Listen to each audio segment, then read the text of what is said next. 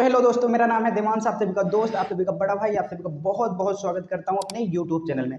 दोस्तों, आज हम इस वीडियो में क्लास 6 के फर्स्ट चैप्टर का क्वेश्चन आंसर करेंगे। ठीक, बहुत ही इंपॉर्टेंट है, बहुत ही बेसिक से करेंगे हम क्लास 6 के फर्स्ट चैप्टर का क्वेश्चन आंसर। ठीक, अगर आप सभी ने क्लास 6 का फर्स्ट चैप्टर नहीं पढ़ा है तो इसी चैनल में आप सभी को मिल जाएगा। वीडियो को देखिए, बहुत ही अच्छे तरीके से हमने समझाया है, आप सभी को बहुत ही अच्छे तरीके से समझ में आएगा। बहुत ही बेसिक है, बहुत बेसिक से मैंने समझाया है। ठीक, आप सभी को चैप्टर समझ में आ जाएगा। उसके बाद आइए आप क्वेश्चन आंसर को इसको देख लीजिए, आपका फर्स्ट चैप्टर इतनी अच्छी तरीके से क्लियर हो जाएगा, आपको कोई टेंशन लेने की ज़रूरत ही नहीं है दोस्तों। ठीक, आप सबको टेंशन लेने की कोई ज़रूरत नहीं है, बहुत अच्छे तरीके से। फर्स्ट ऑफ ऑल आप सभी को क्या करना है, जाके क्लास 6 के फर्स्ट चैप्टर का एक्सप्लेनेशन वीडियो देख लेना है। सेकंड, आप सभी को आना है इस वीडियो में और क्वेश्चन आंसर को देख लेना। फर्स्ट चैप्टर में आप सभी को कोई दिक्कत ही नहीं रह जाएगी दोस्तों। ठीक, कोई दिक्कत नहीं रह जाएगी हमारे फर्स्ट चैप्टर में कि कहीं हमको कोई डाउट होगा। ठीक, आप सभी को इतना काम कर लेना है। आइए हम क्वेश्चन को देखते हैं, क्लास 6 के फर्स्ट चैप्टर का क्वेश्चन करते हैं। पहला क्वेश्चन क्या है, आइए देखते हैं। आप सबको स्क्रीन पे दिख गया होगा। ठीक, पहला क्वेश्चन करने से पहले दोस्तों हम बुक के बारे में थोड़ा जान लेते हैं। ठीक, दृष्टि आईएएस की बुक है और भी क्या, कक्षा 6 से लेकर 12 तक नई और पुरानी एनसीईआरटी के सभी क्वेश्चन मिल जाएंगे। सभी क्वेश्चन बहुत ही इंपॉर्टेंट है, बहुत ही बेसिक है दोस्तों। 6 से लेकर 12 तक पुरानी और नई एनसीईआरटी के क्वेश्चन कहीं नहीं मिलने वाले, जो कि ये बुक में है। बहुत ही अच्छे तरीके से दोस्तों, आपसे वो कहीं नहीं जाना है। 6 से लेकर 12 तक पुरानी और नई एनसीईआरटी के सारे क्वेश्चन हैं, बहुत ही इंपॉर्टेंट है दोस्तों। ठीक, आइए देखिए, हमारे फ्रंट पेज पे कुछ लिखा गया है, आईएएस पीसीएस सहित सभी एकादिवसीय परीक्षाओं के लिए उपयोगी। इसका क्या मतलब है दोस्तों, जानते हो? यूपीएससी के लिए बहुत ही ज़्यादा इंपॉर्टेंट है ये हमारी बुक। समझ में आया? आइए हम इसी से पहले क्वेश्चन को करते हैं और 6 से लेकर 12 तक ऐसे कंटिन्यू करते रहेंगे। आप सभी को दिख रहा है पहला क्वेश्चन? ठीक है, बहुत ही अच्छी बात है, आप सभी को क्वेश्चन पहला दिख रहा है। तो आप सभी को दिख रहा है तो पढ़ लीजिए। ठीक है, मैं तो पढ़ाऊंगा ही है। ठीक है, पहला क्वेश्चन क्या है हमारा, गेहूं और जौ की फसलों के संदर्भ में निम्नलिखित कथनों पर विचार कीजिए। और 2 कथन दिए गए हैं, हम कथन को देख लेते हैं। मनुष्यों द्वारा सर्वप्रथम इन्हीं फसलों को उपजाने की शुरुआत की गई। समझ में आया? ठीक, दूसरा कथन क्या है हमारा, इन फसलों के उपजाने का क्षेत्र हिमालय और बिंद की पहाड़ियाँ थी। ओके, और आइए हम कथन को क्या बोलते हैं, कौन सा कथन सही है उसको देख लेते हैं। उपयुक्त कथनों में से कौन सा सही है? ठीक, केवल 1, केवल 2, 1 और 2 दोनों, ना तो 1 ना ही 2। तो क्या समझ में आ रहा है आपको? तो पहला कथन क्या कहता है दोस्तों, देखिए, मनुष्यों द्वारा सर्वप्रथम गेहूं और जौ ही उपजाया गया। बात सही है, गेहूं और जौ सबसे पहले उपजाया गया। और भाई कब उपजाया गया ये भी जान लेते हैं। 8,000 वर्ष पूर्व कहाँ उगाया गया? सबसे पहले कहाँ उगाया गया? सुलेमान और गिरधड़ पहाड़ियों में, जो कि हमारे कथन 2 में गलत बताया गया है। कथन 2 हमारा गलत है और कथन ए हमारा राइट है। केवल 1 राइट है और केवल 2 गलत है, यानी कि ये वाला हमारा सही है। ए कथन जो है वो सही है। ओके, समझ में आ गया।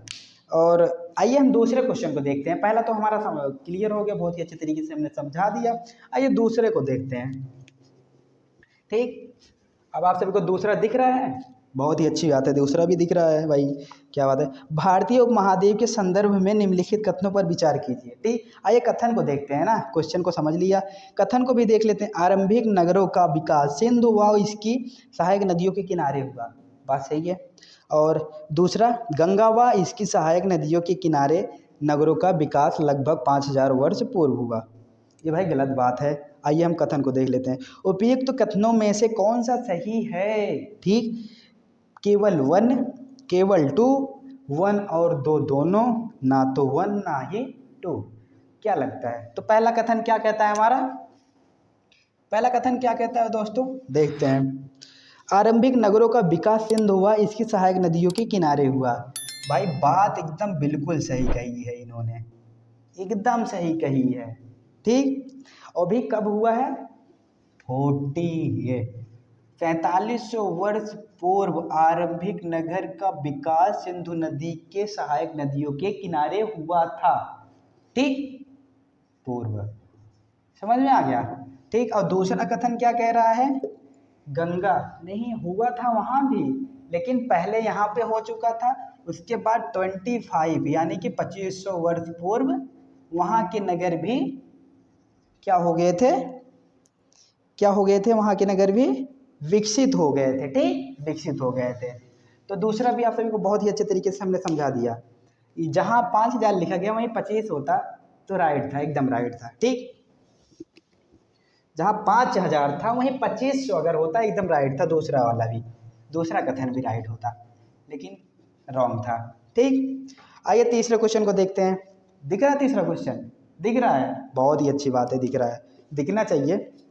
गंगा नदी के दक्षिण में इसकी सहायक नदी सोन के आसपास का क्षेत्र प्राचीन काल में किस नाम से जाना जाता था?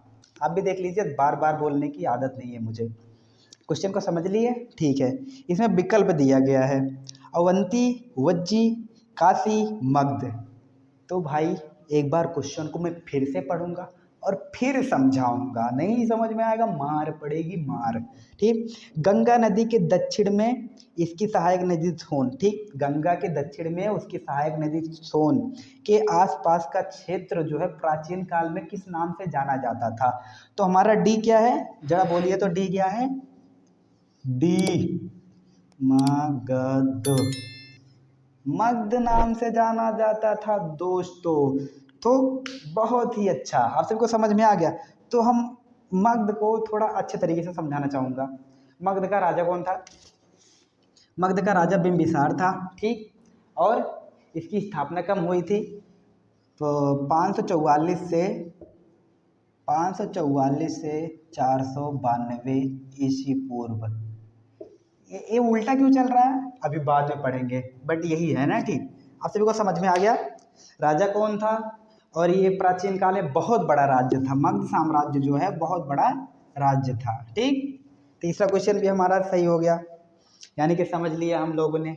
ठीक, और चौथा देखते हैं, चौथा बात, चौथा क्वेश्चन दिख रहा है बहुत ही अच्छे तरीके से, इसको भी पढ़ेंगे दोस्तों। दिख रहा है ठीक, पहले देख लो यार, पढ़ लो, कुछ तो आपको भी पढ़ना चाहिए, पढ़ो। ठीक है, मैं पढ़ रहा हूँ। ठीक, न मत पढ़ो यार, लेकिन पढ़ना चाहिए आपको भी। भारत देश के नाम के संदर्भ में निम्नलिखित कथनों में कौन सा कथन सही है? आइए देखते हैं, संदर्भ को देख लेते हैं, कथन को देख लेते हैं, फिर तो बात पता चलेगी। इसमें बताया गया है भारत देश के नाम के संदर्भ में निम्नलिखित कथनों का कौन सा कथन सही है? तो कथन पहला क्या है? लगभग 2500 वर्ष पूर्व उत्तर पश्चिमी की ओर से आने वाले ईरानियों तथा यूनानियों ने सिंध को हिंदोस अथवा इंदोस तथा इस नदी के पूर्व में स्थित भूमि को इंडिया कह दिया। बात सही है। ठीक, दूसरे कथन को देखते हैं। भारत नाम का प्रयोग उत्तर पश्चिम में रहने वाले लोगों के एक समूह के लिए किया जाता था। इस समूह का उल्लेख संस्कृत भाषा की आरंभिक कृति ऋग्वेद में मिलता है। आइए देखते हैं, नीचे दिए गए कोड का प्रयोग करके सही उत्तर चुनिए। केवल 1, केवल 2, 1 और 2 दोनों, ना ही 1 ना ही 2। क्या लगता है आप सभी को पहले में क्या बताया गया है? तो आपका जो क्वेश्चन है, जो विकल्प है, वो आपका सी है। सी इज अ राइट आंसर। क्या? सी इज अ राइट आंसर। आपको थोड़ा समझा दूं मैं, भारत का नाम कैसे पढ़ा, मैंने बता दिया, विकल्प में दिख रहा है बहुत अच्छी तरीके से, आप सभी को पता चल जाएगा, मैं बताऊंगा ही नहीं। हटाओ, मैंने क्वेश्चन क्या बोलते हैं, पाठ में बहुत ही अच्छे तरीके से मैंने समझा दिया इसके बारे में, तो आप सभी को वहीं देख लेना है, मैं नहीं समझाऊंगा। इसमें दिखा है, साफ ही साफ दिखा है, उसको समझ लीजिए। ठीक, अच्छा ठीक है, समझा दूँ? नहीं यार, समझ लेना।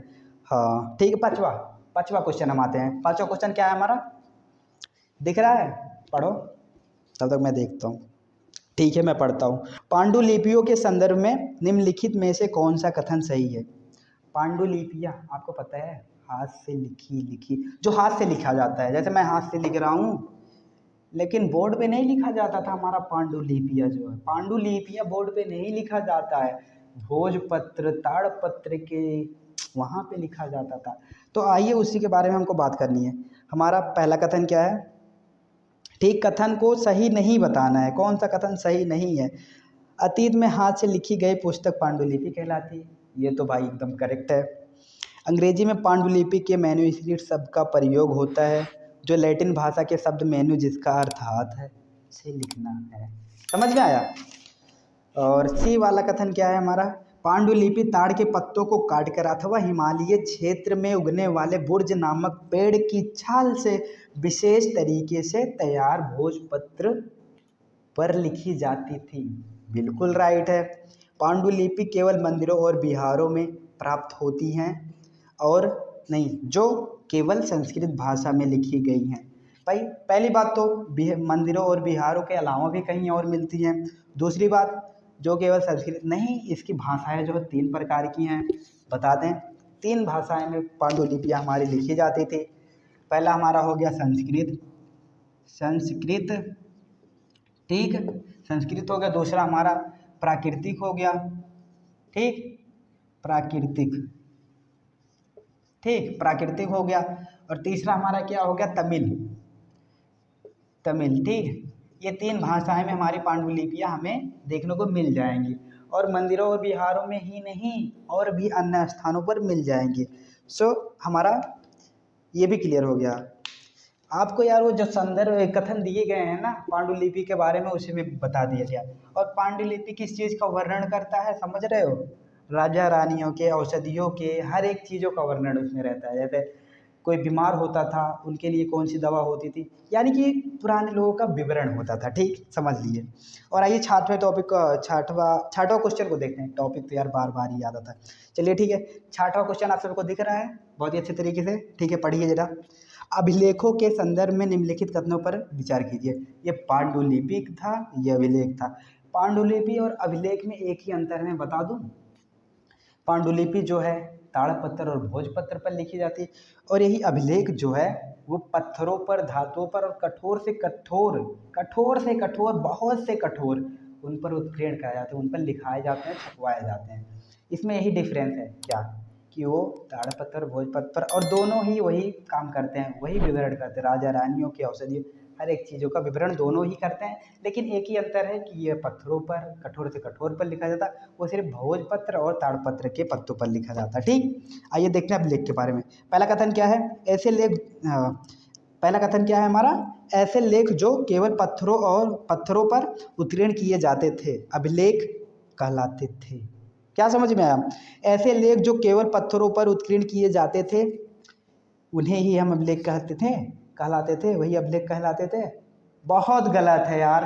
पत्थरों पे ही नहीं, पत्थरों पर तो लिखे ही जाते थे, धातुओं पर भी लिखे जाते थे, और कठोर से कठोर, कितनी भी कठोर ना हो, उस पर भी लिखे जाते थे। पहला हमारा गलत है। कभी कभी शासक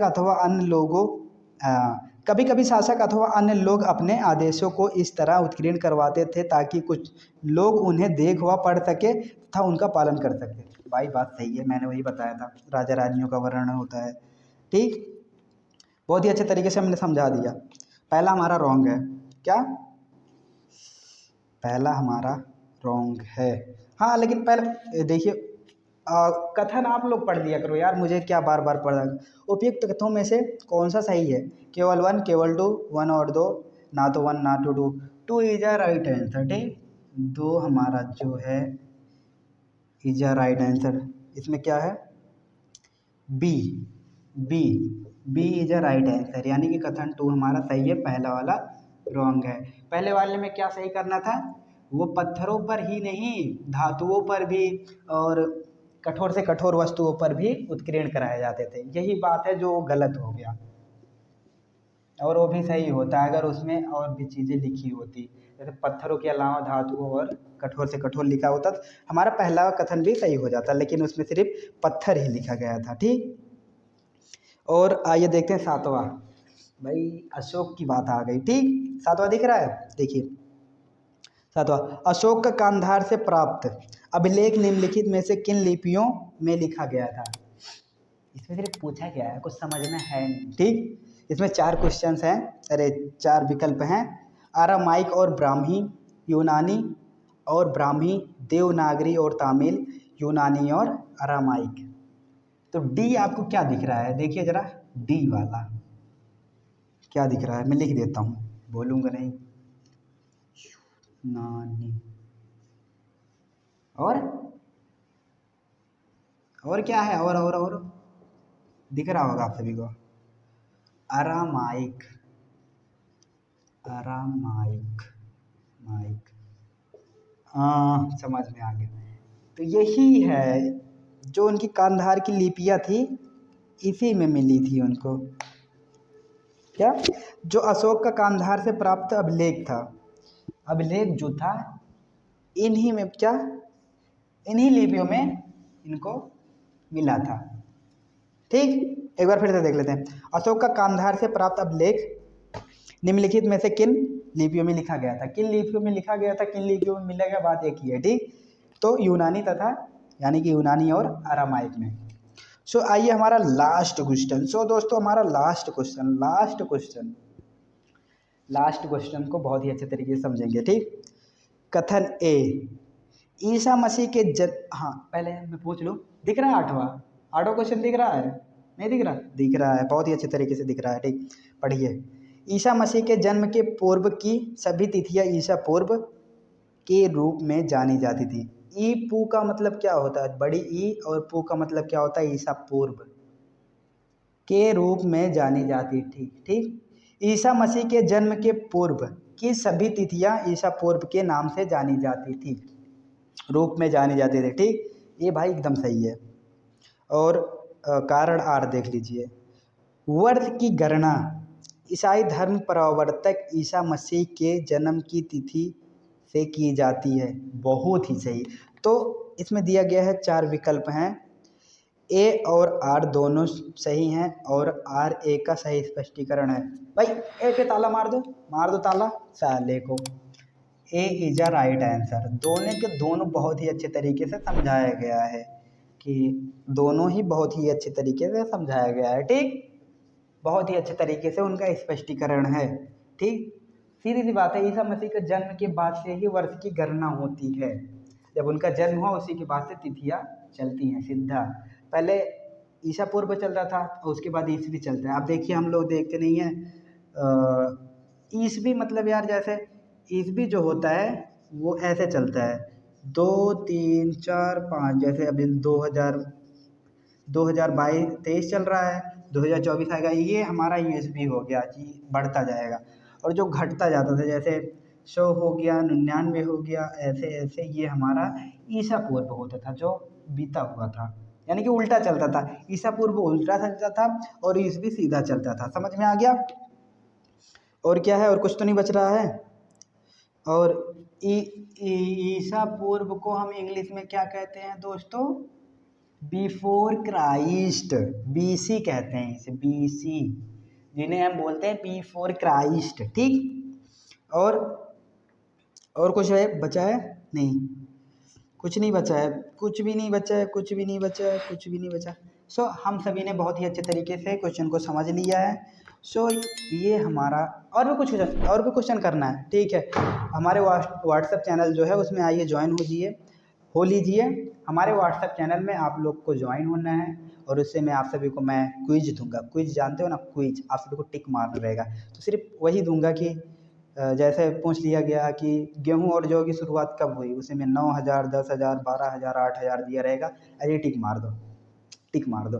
ऐसे ही आप सभी को क्विज मिलते रहेंगे हमारे व्हाट्सएप चैनल में, बट आप सभी को जाके करना है। हमारे डिस्क्रिप्शन में, इसी चैनल के डिस्क्रिप्शन में आप सभी को मेरा कॉन्टैक्ट नंबर मिल जाएगा, मेरे पास मैसेज करो, व्हाट्सएप चैनल की लिंक भेजूंगा, उसको ऐड करना है, उसमें ऐड हो जाना है, ज्वाइन हो जाना है, फॉलोअर्स बन जाना है, हमारे स्टूडेंट बन जाना है।